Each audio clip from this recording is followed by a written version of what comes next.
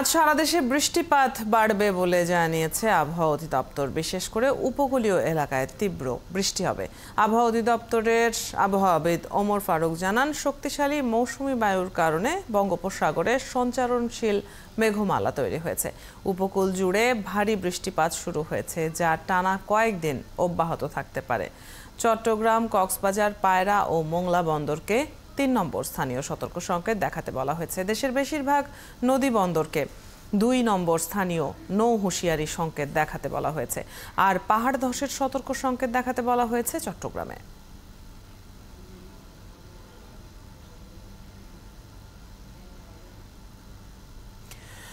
আবহাওয়ার খবর জানাতে আমাদের সাথে রাঙাবালি থেকে যুক্ত সহকর্মী কামরুল হাসান। কামরুল, এই মুহূর্তে রাঙাবালিতে আবহাওয়া কেমন? উপকূলীয় এলাকার হিসাবে সেখানে কি অবস্থা দেখছেন এবং সেখানকার নিচু এলাকাগুলোর কি পরিস্থিতি?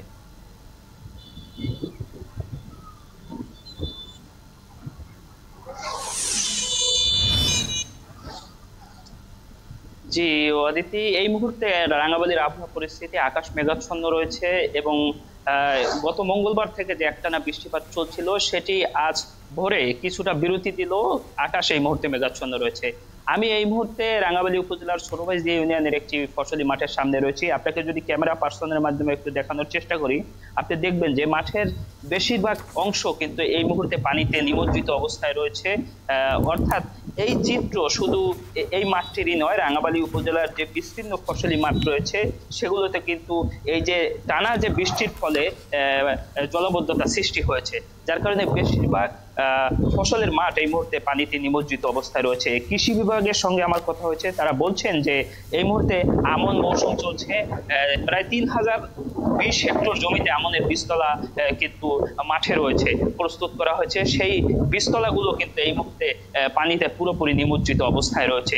শুধু আমন নয়, এই মুহূর্তে আউশও মাঠে রয়েছে ১০০ হেক্টরে এবং শাকসবজি রয়েছে ২০০ হেক্টর জমিতে। সেই শাকসবজি সহ এই মুহূর্তে যে ফসলগুলো রয়েছে মাঠে, সেগুলোর চিত্র কিন্তু ঠিক এমনটি। ক্যামেরা পার্সনের মাধ্যমে আপনাকে যে চিত্র দেখাচ্ছি, যে কোথাও হাঁটু সমান, কোথাও কোমর সমান পানি অবস্থা কিন্তু রয়েছে। যেখানে কিছু জায়গা উঁচু রয়েছে, সেখানকার যে বীজতলাগুলো রয়েছে সেগুলো কিছুটা জেগে থাকলেও কিন্তু পানিতে নিমজ্জিত অবস্থায় রয়েছে।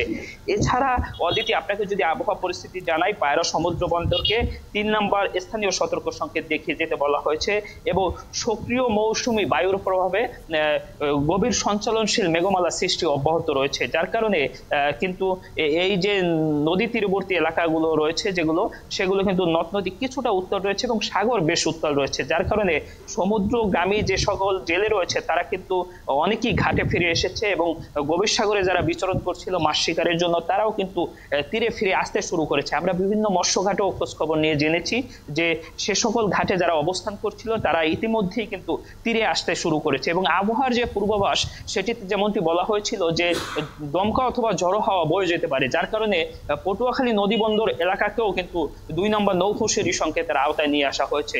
এবং পাশাপাশি অদিতি, আপনাকে আরো বলতে চাই, দমকা এবং ঝড়ো হাওয়া যেহেতু বয়ে যেতে পারে, সেক্ষেত্রে এই মুহূর্তে সাগরে যদি কেউ থাকে সেক্ষেত্রে কিন্তু সাগরের জেলেদের ক্ষেত্রে ঝুঁকি থেকে যায়। এই ঝুঁকির কারণেই কিন্তু সাগরে এই মুহূর্তে বিচরণ করতে আবহাওয়া অফিস থেকে নিষেধাজ্ঞা রয়েছে এবং উপকূলের কাছাকাছি এসে সাবধানে অবস্থান করতে বলা হয়েছে আবহাওয়া অফিসের পক্ষ থেকে। এবং আপনাকে আরো একটি বিষয় জানিয়ে রাখতে চাই যে এই বৃষ্টিপাত কিন্তু আরো ২-৩ দিন অব্যাহত থাকার একটি শঙ্কার কথা আবহাওয়া অফিস জানিয়েছে। অনেক ধন্যবাদ কামরুল। আমরা রাঙাবালির খবর আপনার কাছ থেকে জানছিলাম।